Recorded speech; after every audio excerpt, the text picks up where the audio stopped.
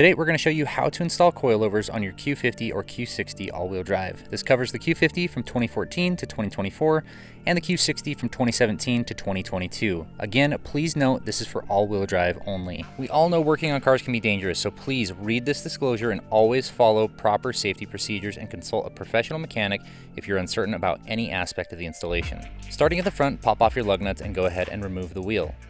Then remove the bolt and nut at the ball joint here at the upper control arm and give it a few taps to separate.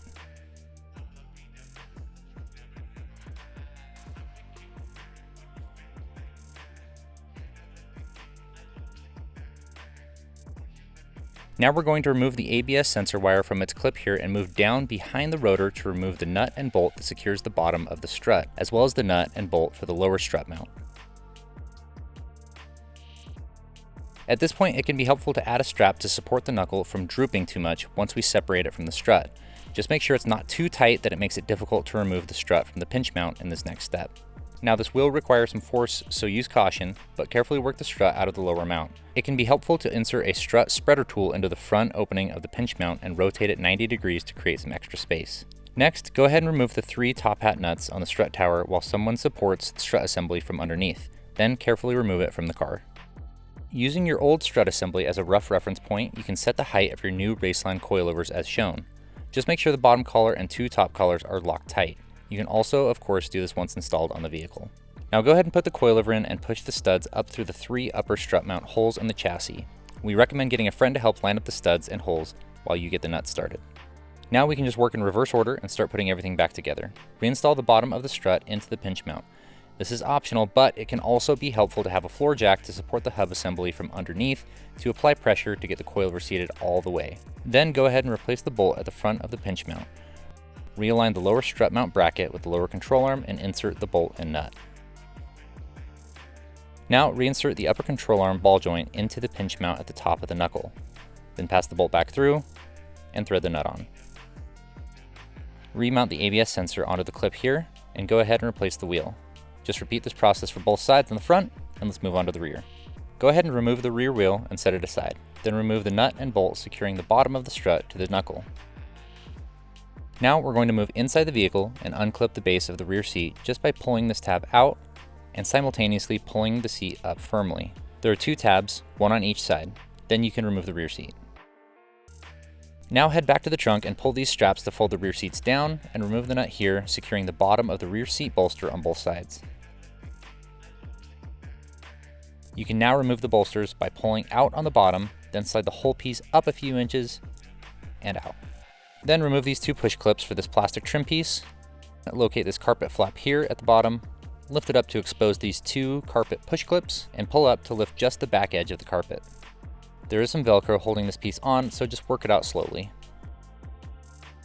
Now we're going to remove this gray bracket. Remove these 4 bolts on the left side. Then remove this push clip to separate the trim and gain access to the last 2 bolts here on the right.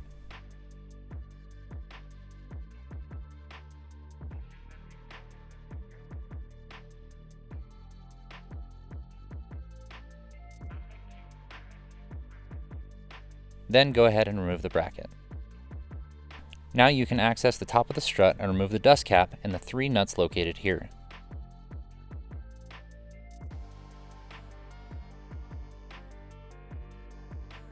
Now work the strut out of the vehicle. It can be helpful to apply downward pressure on the hub and use a pry bar to separate the lower strut mount from the knuckle. We're going to be reusing the OEM top mounts, so using a spring compressor tool, which you can typically rent from your local auto parts store, compress the spring about 1 inch or until it's no longer putting tension on the top hat and remove the top nut.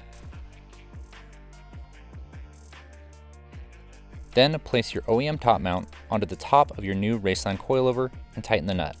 Please remember, this is so important. Never ever use vice grips or any other tool to hold the piston rod when reinstalling the top mounts on your new Raceland struts. Doing so will void the lifetime warranty for improper installation. The correct way to install top mounts is by using the burst method as shown with a proper impact driver. This will provide enough torque to properly seat the top mount nut. Now we can just work in reverse order again. Reinstall the strut and feed the studs back through the strut tower holes and thread the 3 nuts back on. And the dust cap here on top. Replace the gray bracket with the 4 left side and 2 right side bolts.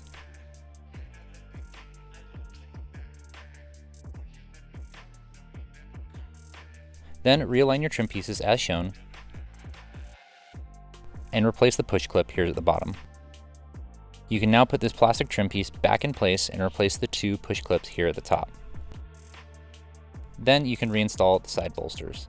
This can be a little challenging since you can't see the mounting points on the back to line them up. Just remember, we had to pull it up to remove it, so start a little higher than you think and slide the top bracket back together on the back side while pressing down. Just make sure you're also lining up the bottom bracket hole with the stud here, and go ahead and replace the nut. At this point, make sure you've completed the full installation of both the driver and passenger rear coilovers. Then you can push the carpet clip back in here, fold the flap back over, and you can now reinstall the rear seat base. Just make sure as you do, you feed the seat belts and receptacles in the correct locations as shown. Then give it one final press on each side to click the seat base back into the driver and passenger side clips. Then line up the lower strut mount to the knuckle and replace the nut and bolt. It may be helpful to have a friend add some pressure to the hub and carefully tap the bolt back through with a rubber mallet.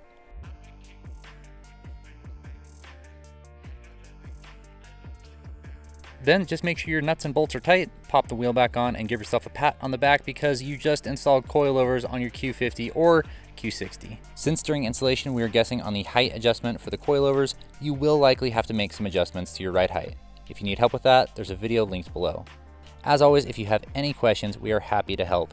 You can reach us at 801-365-1440 or at info@raceland.com.